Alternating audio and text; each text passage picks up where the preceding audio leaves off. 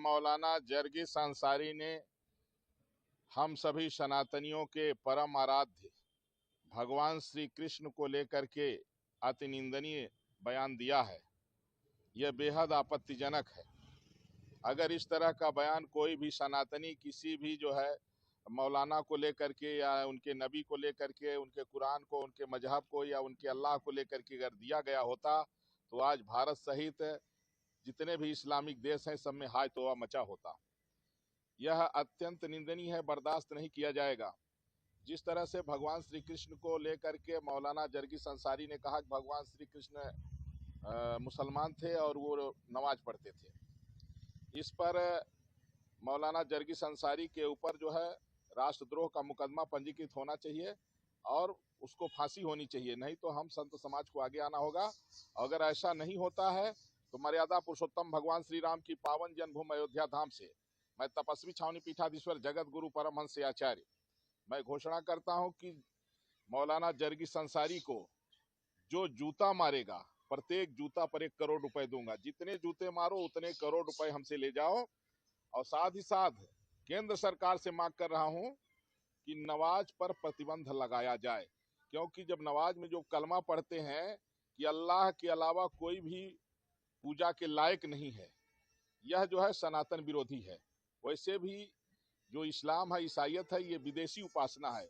भारत की उपासना सनातन है।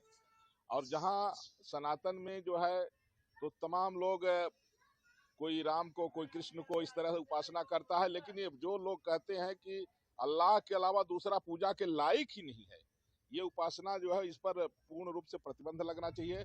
और यही कारण रहा कि देश का पार्टीशन हो गया।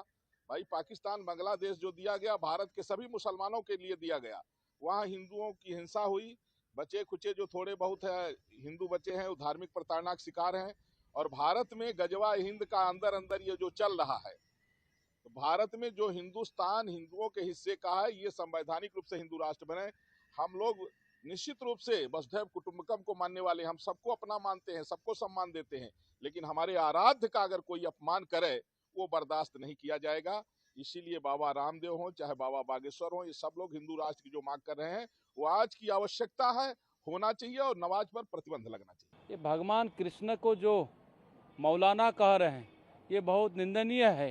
ये मौलाना खुद हैं और ये जो है कृष्ण भगवान को जिस तरह से मौलाना करें, राम भक्त एकजुट होकर के उस मौलाना की धज्जी उड़ाएंगे। यही नहीं, पूरे देश के हिंदू जितने सनातन धर्म है इस मौलाना की धज्जी उड़ाएंगे। ये विपक्ष का साजी है। यही नहीं, भगवान राम का भव्य मंदिर जब अयोध्या में बना है ये लोग को पच नहीं रहा है। सपा बसपा कांग्रेस और मौलानाओं को पच नहीं रहा है। ये मंदिर नहीं, ये और भी मंदिर बनेगा। यही नहीं, पूरे देश में राम मंदिर का चर्चा है। राम मंदिर दिव्य बन चुका है, दिव्य और भव्य। विपक्ष 2027 की चुनाव देख रहा है। इस चुनाव का कोई फर्क पड़ने वाला नहीं। भारतीय जनता पार्टी की सरकार बनेगी उत्तर प्रदेश में फुल बहुमत से। ये विपक्ष का एक नारा है, विपक्ष ही विरोध कर रहा है। राम मंदिर पचना है, करें क्या? सपा बसपा को कोई पूछ नहीं रहा है। भारतीय जनता पार्टी की 2027 में सरकार बननी है, चाहे भगवान को मौलाना कहे चाहे जिसको कहे, ये विपक्ष का साजिश है। मुसलमान उनको कहे 5 वक्त नमाज पढ़ते थे, ऐसा बोला। मुसलमान कहा भगवान राम, भगवान जो कहे वो भोगेगा ना, कुछ नहीं। मुसलमान कुछ भी कर सकता है, भगवान राम हनुमान जी किसी को भी कुछ कर सकता है। जब उसको भगवान को ही देखने नहीं चाह रहा है, वो भगवान नहीं, वो मुसलमान है। मुसलमान है इसीलिए वो कह रहा है। मुसलमान क्यों कह रहा है? ये विपक्ष का साजिश है। विपक्ष ने सिखा दिया होगा ऐसे कहो। आपने से क्या कहेगा? मौलाना का औकात है बोलने का? उसकी हैसियत है अयोध्या में बोलने का? भगवान राम का भव्य मंदिर अयोध्या में बना हुआ है, क्या मस्जिद बना हुआ है? कभी मस्जिद था?